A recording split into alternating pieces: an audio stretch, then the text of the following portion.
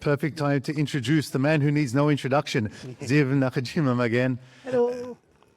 He's going to talk to us, about everything related to property inspections. If you're considering buying a home, a used home, inspections are something that we do very commonly in home countries. They're sometimes not as commonly done or not expected culturally in Japan. But Ziv is going to take you through all the ins and outs and key things to keep your eyes open for in property inspections when buying a used home or a traditional home in Japan. Thank you, Ziv. Thank you. Thank you. All right. So very, very, very quick intro and a couple of notifications. So we're Nippon Trading's International. We are not agents. We are not rental agents. We are not brokers. And we can talk to the bank instead of you. So for that, you'll have to go to Alicia. What we've been doing for the past 14 years now is we try to be a single point of contact for anyone who's not native Japanese. Sometimes we get some Japanese clients as well, but mostly foreigners like ourselves, either resident in Japan or out of Japan, who want one of two things. They either need a proxy here to handle the purchase process on their behalf. Usually that would be customers who are not resident in Japan, cannot open a bank account, don't have an address certificate, and so forth. The other part of what we do is we provide them with the professional advice and expertise, and either as part of the proxy purchase facilitation process or separately. I'm standing way up that, or separately as just a consulting package.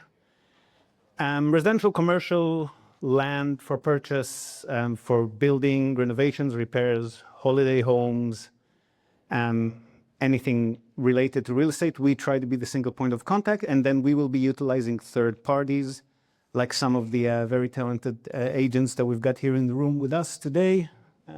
Trying to pick some of them. We had Nishintani here before, but she had to leave. We have Gen here somewhere. Maybe he's not with us anymore. Anyway, we would either refer you to an agent to work with, and then we can handhold you throughout the purchase as you work with them, or we will be dealing with the agents on your behalf, so you only need to talk to us. Those of you who have been listening to our Japan Real Estate podcast or have seen me speak on other occasions, I just like to point out that today is a very special occasion because I finally managed to pull the brain and heart and hands of the operation. Could you please stand up for just 1 second? This is Chikako Nakajima-Magen, my wife and my business partner. I talk a lot, as you probably, most of you know, but the people who are actually doing the work is Chikako and her team. So thank you very, very much for the last 14 years. If she'll stand me for another 14 years, we'll probably have a little bit more business to show you. Okay, so what we want to talk about today is structural inspections. These are relevant and definitely for investment properties. If you're purchasing an investment property, then you would obviously want to know how much in total you're going to be spending so that you can accurately evaluate your ROI and what you will be getting. Is the yield worth it or not? It's not just the purchase price, it's everything else you have to do to the property. Even more so in case of short-term stay rental properties, like many people here were talking about already and will continue to talk about until tomorrow evening. And I want to caveat everything that I'm going to be speaking about to tell you that we are not the experts on renovations and repairs. People like Blanca, Anton, Shu will be speaking tomorrow. They do this on a far more regular basis than we do. And also they do it themselves, whereas we utilize third parties for this purpose. So they will probably be able to correct me on many things that I'll be saying here today regarding costs of actual renovations. Don't nitpick me on, I know that when I say a roof will cost 2 million yen, somebody can say that, no, but I DIY'd it and it was 1.5 million, whatever. We're not talking about accurate numbers. If you want accurate numbers, speak to Blanca about it. What we're talking about is the mindset and pitfalls of structural inspections and whether we need them or not. Can I take the suit off? Have we got enough photos? Because this is, right? Yeah.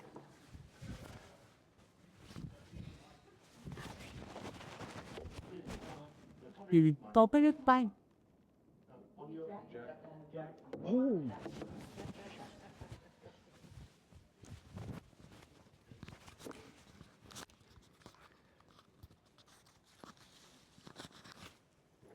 Glad someone's paying attention. Okay, so Structural inspections. Who needs structural inspections and why? Apparently in Japan, we're the ones who need them because the Japanese people are not, for many reasons, which we'll try to understand in a minute, don't tend to get structural inspections for homes that they purchase, even homes that we looking at them are mind blown, like you're paying that much for a house. You can see that there could be something wrong with it, but they just don't. So these are numbers that AI pulled out for me, so let's take them with a grain of salt. But in our experience, they do seem to be fairly accurate. Up to 80% of homes in Japan are sold as is, without structural inspections whatsoever, even though about half of those are over 20 years old. Now, we know that in Japan, a property, a wooden structure, completely depreciates from a tax perspective. Sato-san will talk about that probably tomorrow. Within 23 years, that's just a tax figure. Of course, they can last longer, but they are not built to last in Japan. As anybody who owns a wooden structure in Japan knows, they deteriorate a lot quicker. They're made from more flimsy materials. It's kind of assumed that you'll be practically rebuilding the house every 30 or 40 years, whether it's half of it now and half of it 10 years down the track. But eventually, everybody knows that these houses don't last for long. So if we extrapolate from these, 92% of all of these sales are single-family homes. So they're not condos, they're not small buildings, they're not mansion, concrete or otherwise. They're not land. 92% of all these sales are single-family homes, which kind of leads us to assume, ChatGPT didn't want to commit to that one. He said somewhere between 65 to 75. I just averaged it out to approximately 70% of the single-family homes that are over 20 years old in Japan are sold without a structural inspection. Now, why is this the case? So we can only assume why the Japanese people tend to not do that.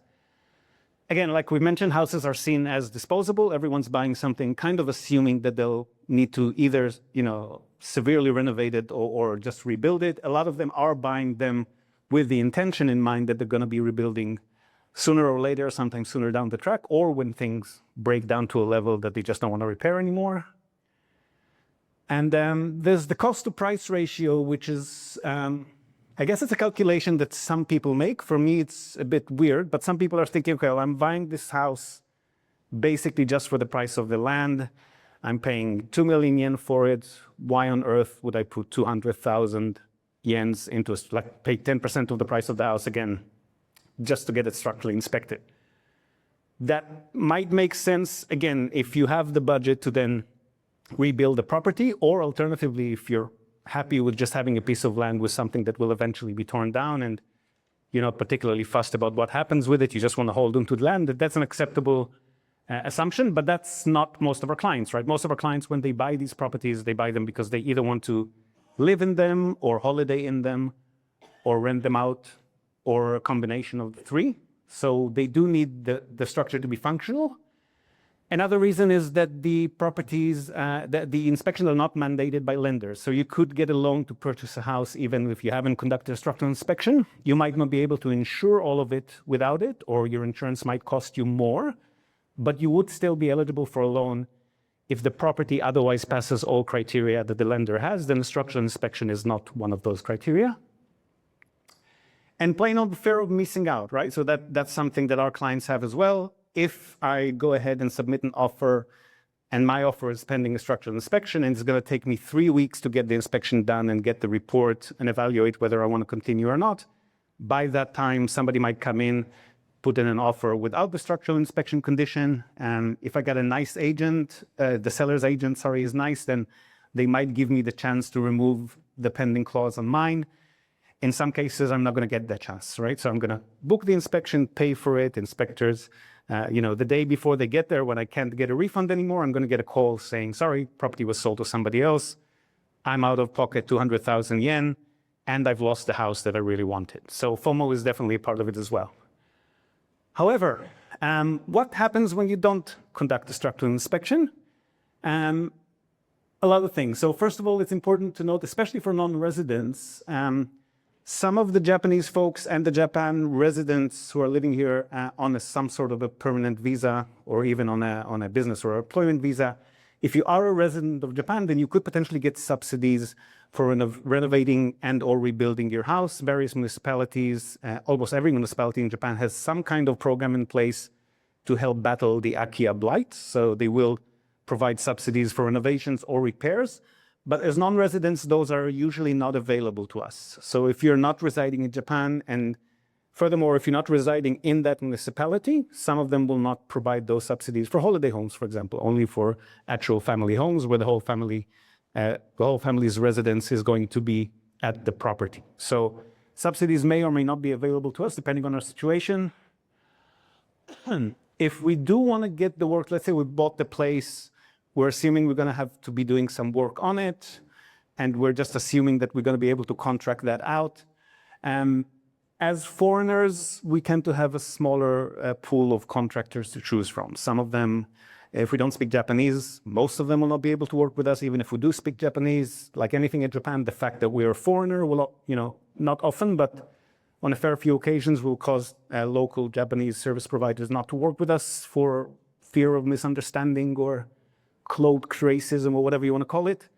And we just have less of a choice. If we are not residing in Japan and or not speaking, reading, writing fluent Japanese, you might have to employ a middleman like ourselves to manage the project on your behalf, which is, again, costly and a bit more of a hassle. And the real question is, do you need the headaches of dealing with the renovation or repair on your own? If you're going to be budgeting for a house plus a renovation of a house, but you don't exactly know what the renovation will include. I mean, even if after you do conduct a structural inspection, you've got to get a report on what needs to be done, maybe a price range, but you're not going to get official estimates from that company. Often you'll have to bring in other professionals after the structural inspection.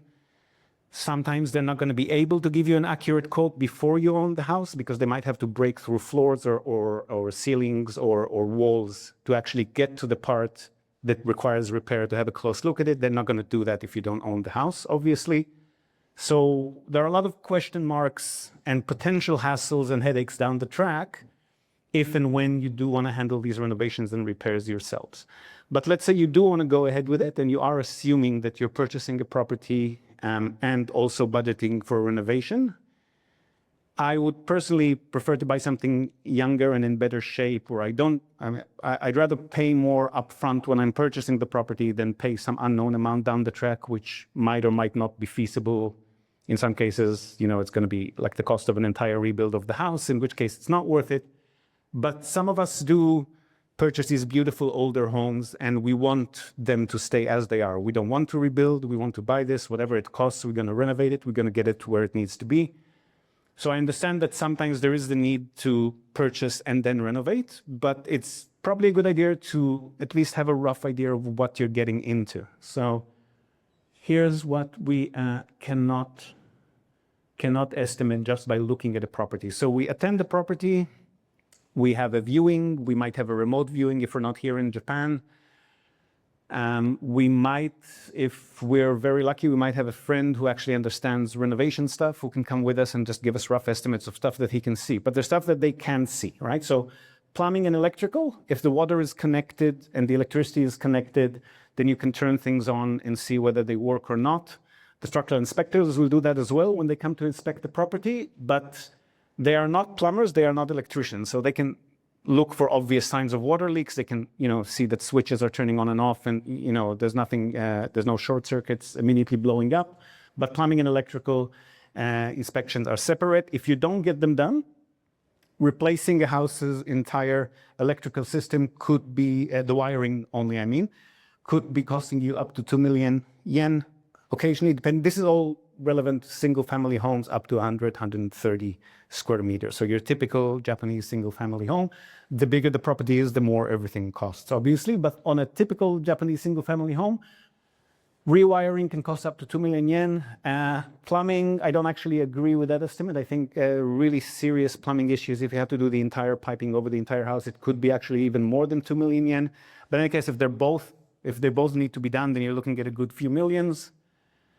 Replacing an entire roof over a single family home, depending on the type of roof, what it's made of, whether it's sloped or not. The people from Hokkaido can probably speak a lot more about that, but that could definitely go up to 4 million yen Hopefully it'll be just periodical spot repairs, but if you do have to replace the entire roof, it could get up to 4 million yen. Rot, mold, termite infestations can easily cost up to 5 million yen if we know the extent of the damage. With termite infestations specifically, depending on where they occurred, we might be limited in our ability to know how deeply the damage goes into the wood. So if it's like a secluded spot near the entrance of the house, then we know they could only get down through the flooring up to this level. We can assess it. If it's something like a support wall or a support beam and we see some signs of termite infestations, from there they could have gotten to anywhere. So there's some checks by termite infestation experts that can shed some light on the extent of the damage, but not always. So bear in mind it could be fairly significant. Foundation issues, especially ones that are actually related to tilting of the house and the land around it is potentially not as solid as it used to be. That could come already pretty close to the price of a new rebuild of a typical Japanese single-family home. So far, it has been going up a little bit with cost of materials and whatnot, but it's usually about 15 million yen, maybe 20 million yen if you wanted a bit more custom. So once you get to the level of 10, 15, 19, 20 something million yen, you really want to ask yourself if it wasn't worth to just tear it down and rebuild it from the get-go, right? So this is what could happen, which you would not, most of these issues would not be able to see with the viewing. Signs of water leak around the roof could give you hints that there might be some roof issues. Obviously termite tracks, cracks around the foundation, tilting, those are things that will only come up in an inspection, but cracks you can at least see when you're walking around the house. Those are all hints that there might be some issues that would require a more thorough inspection. So I've asked, again, my friend ChatGPT, who helps me with a lot of Japanese translations. You always want to double check with a native Japanese speaker, by the way, because sometimes it just completely flips things on its head. But it does help me with translating inspection reports when I do receive them. And I've asked it to put together just 3 random cases from the last year that it helped me translate and summarize them for me, because we do have quite a few of them. These are not, by all means, the worst cases. They can go. These are just 3 random cases that it's given me. So first was in Sapporo, built 1978, purchase price about 8 million yen. And what we found was foundation settlement issues, steel corrosion. That particular family also wanted to retrofit it up to earthquake-resistant standards. All of that would have cost them, they didn't end up going for it, but would have cost them somewhere between 6 to 9 million yen. So we get rough price estimates from the inspection company. Again, we haven't gone as far as actually getting somebody in there to quote, but this was the range that they've given us. So this would have ended up costing them 14 to 17 million yen. In their case, they were not looking for such a big expense. What they were trying to do is look into as many of these houses around these prices as they could, and then try to find one where structural inspection would not reveal too many issues. And as we tell people when they start working with us, the older the property, the more likely it is that you'll have to go through a few rounds of structural inspections of various listings until you land on the property that just happens to luckily not have major structural issues. The older the property is, the less likely that's going to be the case. So if you end up, forking out structural inspection costs for 10 of these properties, that's already going to be a quarter of your budget without even having found the listing yet, right? So that's also something to bear in mind. If you're trying to save money on the purchase by going for the oldest possible houses, you could be spending much more on inspections before you land on the one. Another one in Shizuoka, 1986. I couldn't include the original photos, by the way, because this is going public. So these are AI-generated images, but based on the actual property image itself. Purchase price was 6 million yen. So as you can see, all of these cases are really Akiya hunters. So these are the people who are looking for the cheapest possible property that they can buy, hoping that they'll find something rural and accessible and without too much need for maintenance and repairs and renovations that would fit within their 5 or 6 or 8 million budget, whatever the case may be. Generally speaking, rural areas, we would advise people to start looking at 8, 9 million and above. And we're not that conservative. The people who really work with Akiyas every day actually talk about 11, 12 million and above. If you're closer to a city, I definitely would not I mean, let's put it this way. Forget about the price. I would look for properties that are as close as I can get to 20 years and younger on purchase. That highly reduces the likelihood of major structural issues. And it also gives me a good 10 years or so before the regular maintenance expenses start escalating to the point where I'm pouring in a few $1,000 a year just to keep the place standing, which is what happens when they hit about 40, 45, definitely 50 years of age. So 6 million yen, cracks, leaks from the exterior, leaks from the roof, which ended up costing them another 3 to 7 million yen. In this case, that was acceptable for them. They did choose to go ahead with it. They turned out to be, I think from memory, right around the middle of that. So they had to fork out another 4.5 million yen for a total of, in their case, I think it was about 10 or 11, but it could have easily swung closer to the 13 million yen. So again, the question is, why not go for a 13 million yen house, right? Like this wasn't something with any remarkable traditional features or anything that you'd really want to preserve. So why not just aim from the get-go for a slightly higher budget and reduce the chances of having to deal with surprises down the track? And the third one was in Chiba. This was a lot newer, actually, 1993, so almost within that 20-year mark. Purchase price was only 9 million yen. This was Chiba, not Chiba City, I think. Oh no, this was in Chiba City, yeah, but it's very suburban. And this one had a lot of rotten wooden parts, evidence of termite infestations, and that was really hard to estimate. So all the inspectors could tell us that depending on how deep they got into the wood, it could potentially raise the price by another 9 million yen, which is really the price of the property again, right? So they did wisely choose not to proceed with that one. And they were aiming for the right age houses as well. So this was just bad luck on their part, right? So what are we taking away from all of this? I'm not saying that Akiyas are bad, right? Akiyas, cheap houses, anything built 20, 30, 40, 50 years ago, depending on your purpose, depending on what you're buying in for, depending on what you're ready to spend on it, they could be good purchases. But the things to keep in mind when you do evaluate these deals, and I do recommend evaluating them, don't just like blindly go for something that looks nice. Number one, are you planning on a major renovation? If you're not, aim for younger. Just go for as close as you can get to 20 years and younger, 30 years and younger if you can't make it. Try to compromise on other things, a little bit further distance from the station or from the convenience store, a land plot that's maybe a little smaller than what. Just try to compromise on other stuff except for the age of the property, because the older it is, again, the more likely it is that you will need to pay for a major renovation, or at least for the structural inspection to tell you that you don't want to go ahead with it.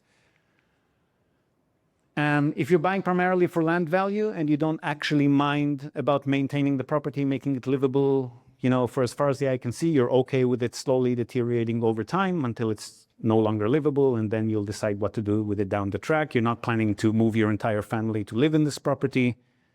It's a holiday home which you're kind of riding till it drops, so that's absolutely acceptable. In that case, you're not going to be paying that much to renovate anything. If you're buying with a structural inspection, then at least you know where you stand, right? So you're going to get the report, you're going to know what the range is, you're going to know if it's going to double the price of the property you've just purchased, if it's going to be maybe up to 50% of the, but you can set your own criteria and what's your acceptable level, get a structural inspection report to confirm that, and then decide if you're going ahead or not.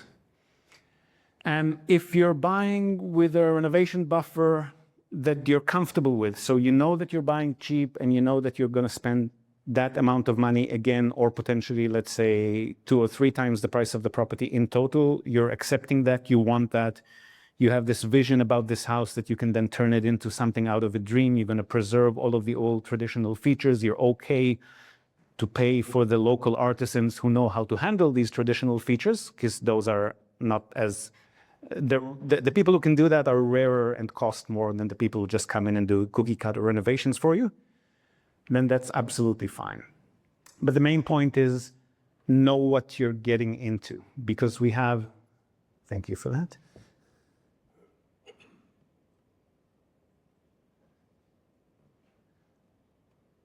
Because we do have a lot of clients who get angry when we tell them that this could cost them a lot more than, I mean, they fall in love with the property and then it's very hard to get them to see reason. So please don't be those clients because it ends up coming back to bite you in the bum. And work with agents. So last word, the realtors, again, the realtors that we work with, that we would vet, that we would refer you to if you contact us.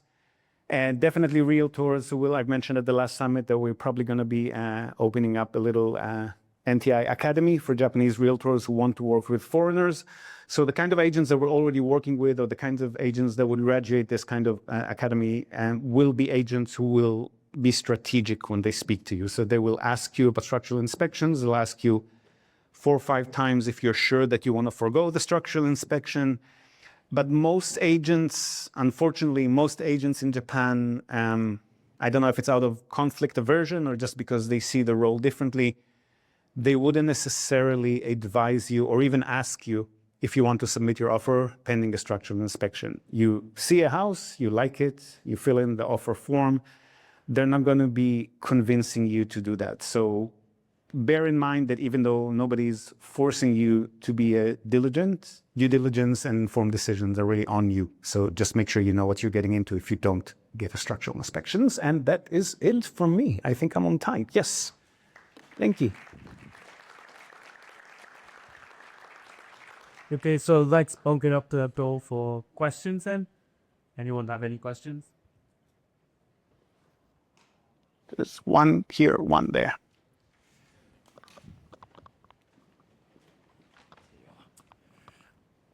What's your take on houses with a well and maybe a cesspool instead of connection to the city water? Well, those are quantifiable, right? So we know straight away if it's feasible or not to handle those. So if it's on well water and public water is accessible in the area, even your selling agent will normally be able to tell you, or the seller themselves, they might have inquired in the past, they'll be able to tell you how much it might cost to connect to city water.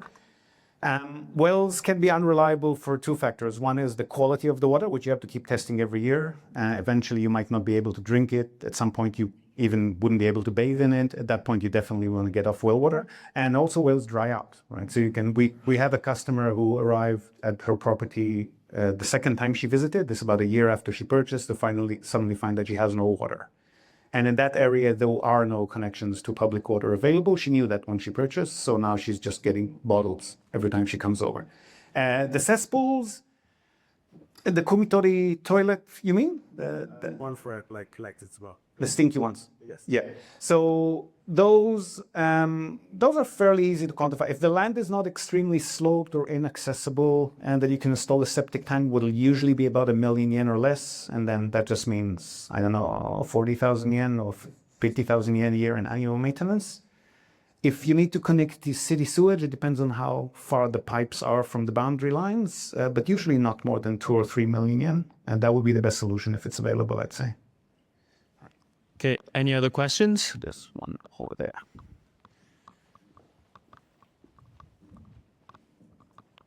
Hi, Ziv. That was really informative. Thank you.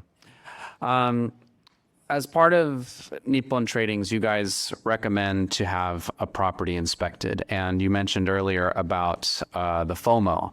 It's interesting to learn that if you get it inspected, there is a chance that someone could buy it out from under you. Yeah, always. Because you recommend to do that process, roughly what percentage of the time have you seen clients miss out on a property due to having it inspected? I would say from memory on about 7 or 8 occasions out of probably 150 or so Akiyas that we did so far. So a fairly small percentage.